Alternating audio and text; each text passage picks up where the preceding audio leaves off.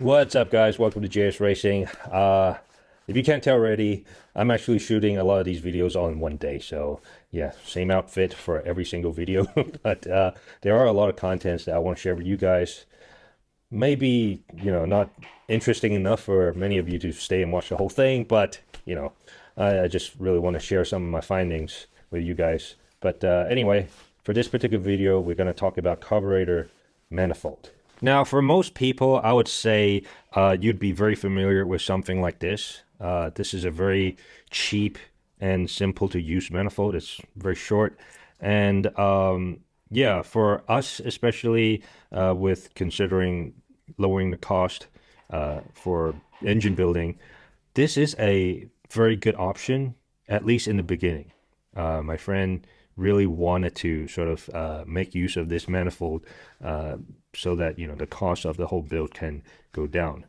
And on top of that, the reason for using this over other manifolds is that the other only available option is this one, and this is very expensive. This is like, I think US dollars is like, I don't know, 30 bucks. I mean, it's not expensive, but it's compared to this is like $2. So that's a huge difference. It's like 1/10, even less of the cost. So he really wanted to make this work. But before we had the dyno, all we could do was to observe the performance of the engine on track. And what I observed personally was that this was always better than this. I always preferred this. And I always thought that this was doing a lot better and doing better lap times. And another benefit of this is that for this manifold, the carburetor is actually sticking outwards. For this one, it's actually pointing in the same direction as the engine, so it doesn't interfere with the rear wheel. So I much prefer this because it has an angle and also has the pulse nozzle. So I always preferred this. But the biggest problem with this is not only just the cost, but also availability. Because back then, you can buy this by itself individually. So I got 4. But then after a while, the shop owner decided that, yeah, I'm not going to sell this individually. I'm going to sell it, pair it up with another carburetor, which pushes the price all the way to about 80 bucks. And the carburetor sucks that he pairs it up with. So we no longer buy from him because it just sucks. And that really creates a huge problem for us because we've been using this for all our other engines for customers. But this always comes up with a problem where it interferes with the rear wheel. Last year, around September, I got the 3D printer Bambu X1C, and my original intention was to use their PPA-CF, like the carbon fiber filament that it came out with, to print manifolds. I wanted to print this kind of manifold, with an angle, but he just wanted to stick with this. But because this always works better with the carts and all that stuff in terms of position and stuff. So I always wanted to look into building this myself. But back then, my 3D modeling skills sucked. So we actually got one of our friends, to do it for us. So he actually made a lot of changes for us. And I'll show you real quick. So from left to right are all of the versions that my friend has modeled for us. Now, as you can see, the dimensions are all wrong, and this was actually printed right in the beginning where I was not very familiar with 3D printing, so that happened. So that's a result of not having the right support. And then after that, it was more just getting the right dimensions correct. So these are all incorrect dimensions. Now, the reason for all of these different versions also is because the angle is always somehow wrong. It's pointed a different way, it's twisted wrong, or it's like pointing upwards or something. And another problem is these are just way too thick, and it contributes to the weight quite significantly. So we ended up going for a thinner design like these. And then in the beginning, obviously the size was incorrect as well. So then after that, we came up with these versions, which by the end, this one is more of the correct size and dimension, but the angle was still incorrect. So this was still like pointing upwards or something. But by the end of November, he was a bit too busy with his own personal life, and he has been doing this for free for us. So yeah, I mean, we don't want to push him for any more changes. So after that, this sort of just got stopped.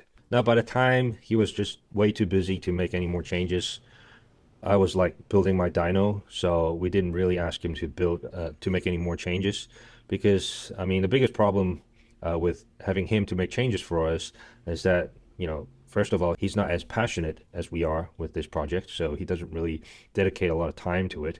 And the second is when he's measuring all the angles and stuff, he's actually just using a caliper. He's not using, like, you know, protractors or whatever to get the right angle. So all of the changes that he's making is really just, he's just winging it, you know. So at the end of the day, I just didn't really want to take up his time that much anymore. So he's already done so much for us. So at that time, because I was still building my dyno, so we just didn't bother with this part of the project.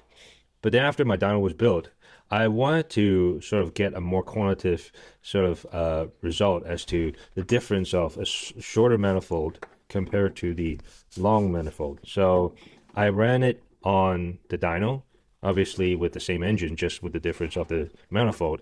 And the results actually made it very interesting. The longer manifold actually produced more horsepower than this. But whenever my friend is using this on track, he would always say that this produces a lot more power. Like there's a huge, bigger kick as soon as you put on the throttle. And that really showed, and I'll show you the data. So as you can see on the data, the initial amount of torque is really high, but it actually drops off significantly afterwards at higher RPM. Now I'm going to show you the long manifold power run. As you can see, the higher RPM, the torque doesn't drop off as quick, and also the horsepower is a lot higher. So after seeing this result, I shared it with my friend, and he's like, wow, I didn't know the short manifold was like that. But it did sort of clarify why he got that kick in the beginning.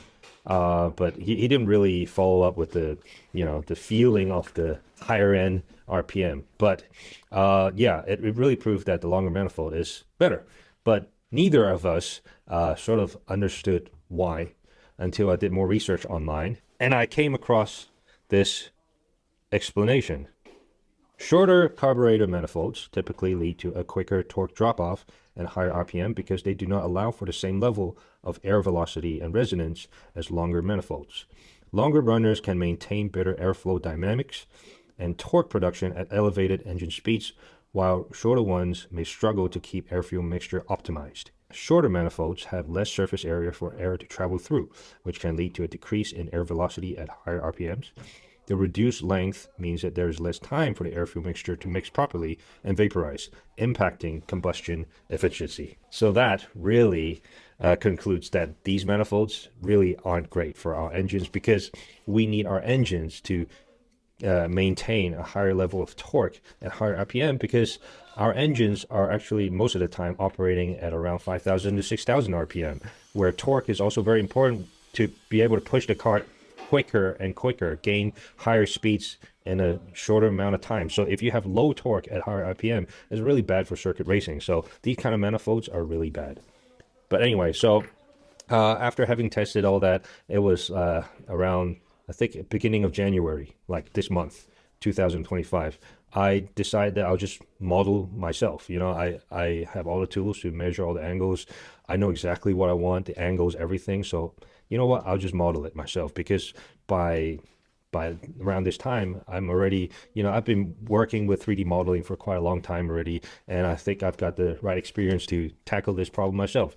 So I decided to model it, and you know what, I actually sort of nailed it, at least 99% the first try. And so this is sort of like the design that I came up with. It's not really anything different, honestly. It's not different to the typical design. It's just that, you know, it's thinner, it's a bit shorter, and it's round. It's less complicated. It looks nicer.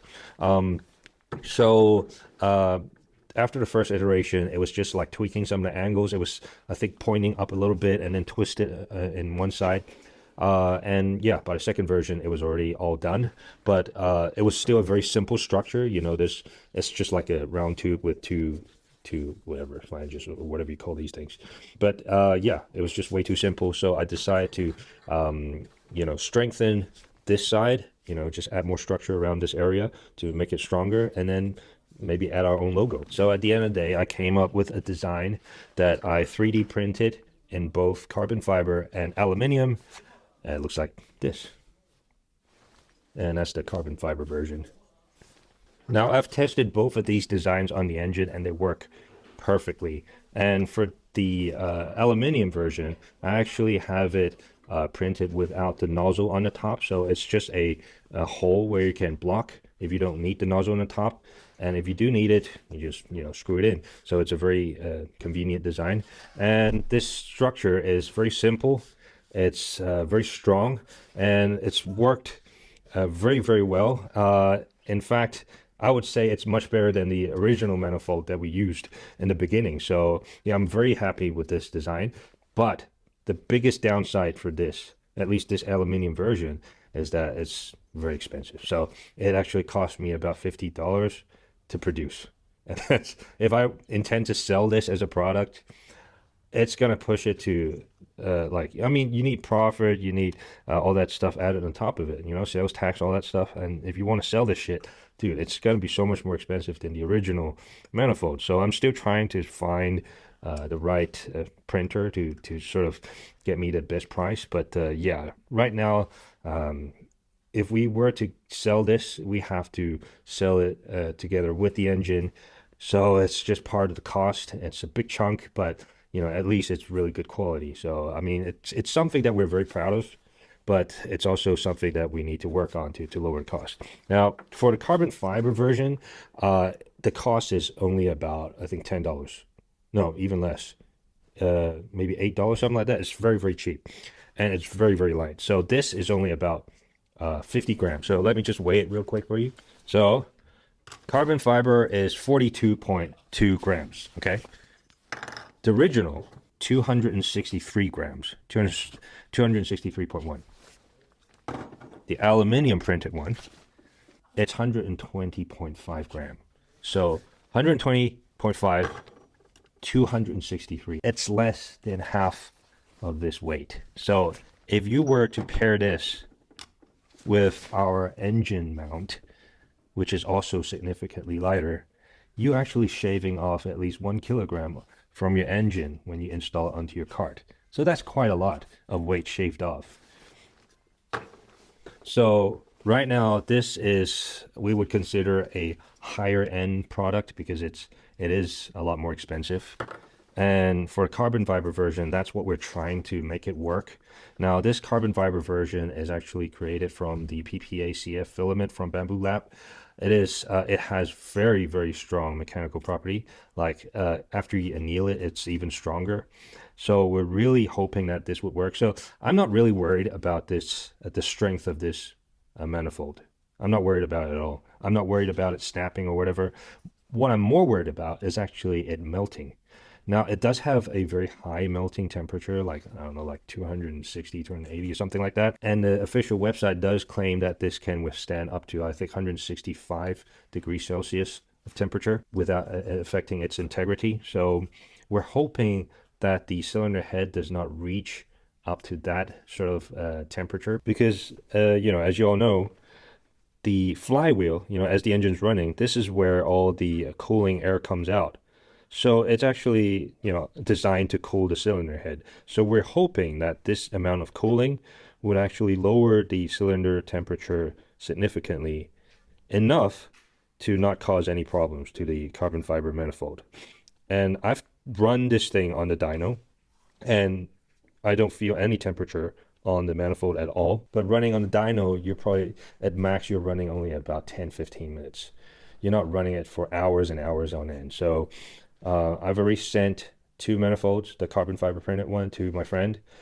He already has an operating track, so he's testing those manifolds for me. And he'll report back if that actually works or not. Because if it does work, not only is this carbon fiber manifold significantly cheaper to produce, it's also much, much lighter. It's a fifth of the original manifold, and it's 1/3 of the weight of this 3D printed aluminium manifold. So yeah, if it does work, it's really good news for us. But for this particular version of the manifold, I don't know if you can see it, but there's still a lot of imperfections around the print. I don't know if you can see it. So as you can see, there are a lot of imperfections for this print. This is already polished, but it's still very bad. It looks ugly. So the intended finish is supposed to look like this, but there's always a part of the manifold that would print like crap, but that's because of mainly the printer setting, and I've been adjusting all the printer settings already, and this is like my second last print. And my final print, which just finished last night, came out quite nice, and it's being annealed right now.